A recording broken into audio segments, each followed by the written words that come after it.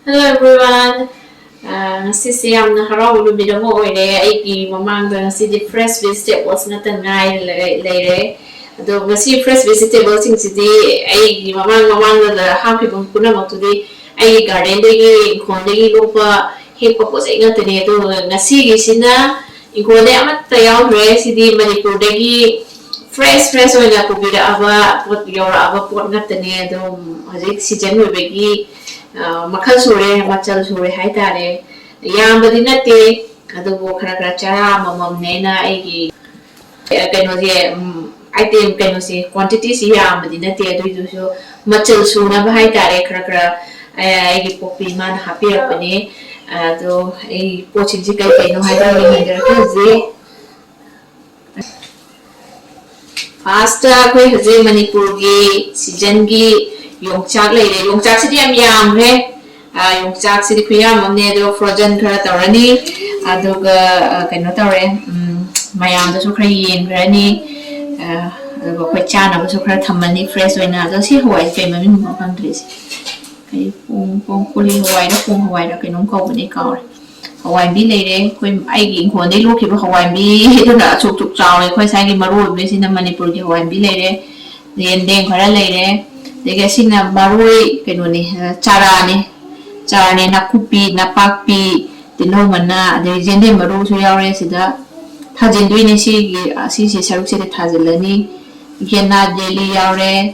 dege sina khoi mai khongi pudina dege jalang khra yaure sidi palam le si yadre makha tharak pagi keno tare kahuma ne si nuine kahuma ne sidi palam dre sina kaino ni kari phakphai sina samaroi su yam yami adagi sina loklei kaino ga iromba gi khoi gi Yongchak ka iromba gi sina sinju gi kai kopre si haraure ji numit mining ni mari ni manga amadi Ensang ji amna hawdore karamba de hana cha sige aina wakhan si khali ado jena si pat khido man chile adu si ma ifadane iron thorani si me iron mangan ga iro lage mangan ga iron ma sa thorage Yongchak si di cha hore iron ba cha hore andre lai he yo ko ga kana ta maru di cha de adu na maru di mange pamuye adu matam gi chana kano gi season ma gi chaning do do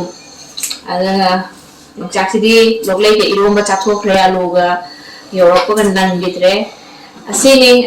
mama na macha gi damakta thabirakpa happirakpa pochaini do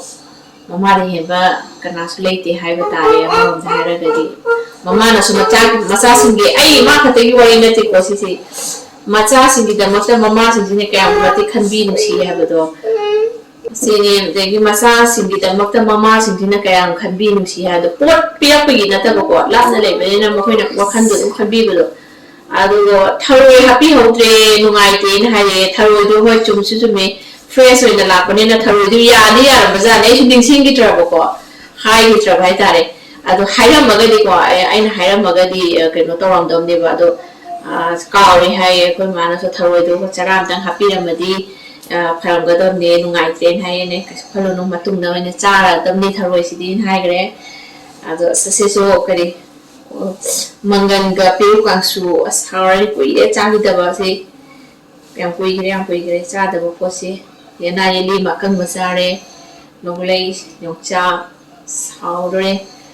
sini sumaina ji sanji fresh wen cha phangde Manipur gi gendem ji su yam badina te chara mama yegi loglei siga Yongchak siga koi family khara da yen ready khara to chamina mai tare Yongchak si khuyam amni Yongchak umpu hundra ko e masin mai tare ade fresh oina aham bala ko Yongchak ni maru tong bada pe Manipur gi asi am no ngaire si ai khode lo kon tana te mama ha ku video sing do di ai khode lo ko fresh vegetables na tane do ngasi gi sina pe Manipur gi fresh na te yo aba vegetables na tane sini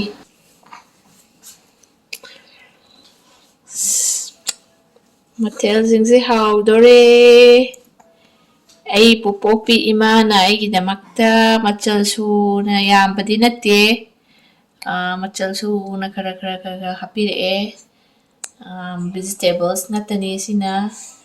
nga ayai basu khara hapire yongchak khangba yongchak shinjugi irombagi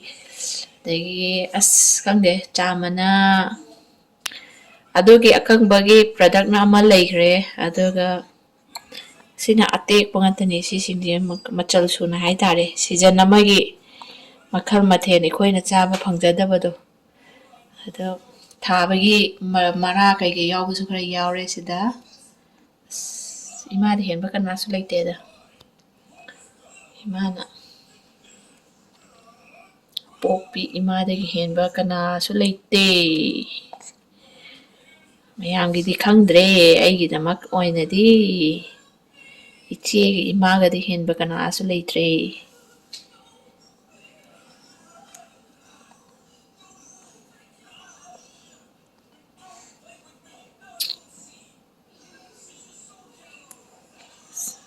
soina chaba phangaroy aina tharoi happy hodre na ma nungaite na phone tawrami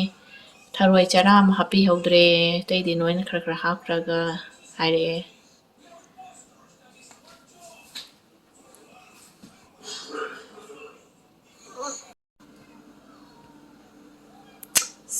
yam haraure sigi inchang mayam sibu si ubada khoi tharaga so chabudi sajaraga so kai khoi koina se thaba so haudraba phangdraba pot singsi phangba ubade ke matik nungaram hararam jendem ka se mamang se hi da tha ni hingidre badum si compreg leire sai singsi lok lei tongning ko maroi singsi su noin sure si na thaba gi ni machal ngatane harauri am harauri thank you thank you so much everyone khoi video singbo support tawi be gidamakta yam thagachaba phongdok chari mayambo matung tabu support tawiro ngamba matamda dom video khara thagacharake thank you so much everyone sigide matang sa losinjarage bye bye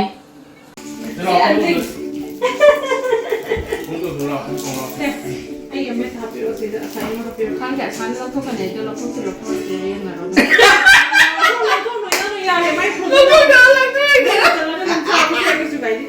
Ini kita deh kok sih. Ini kita deh. Ini yang lo saya asal kan lo. Ada ada. Saya mam lo lo. Ayo. Masih ngerti mau ngomong apa di sini nih? Ayo nggak kalau udah asalnya dia ada satu. Sam Phoinadringeida Mama. Iya iya. Mah. Siapa yang bro? Nanti siapa? Ayo nggak kalau udah. Lahore to ingon de kisam na ni no pro ne ya ne pa ya zaru yi po wa se me ki ramo na nga se muri bo ramo ai de ko mo yok se ke na ani lahore ani ra hum la kira lahore samna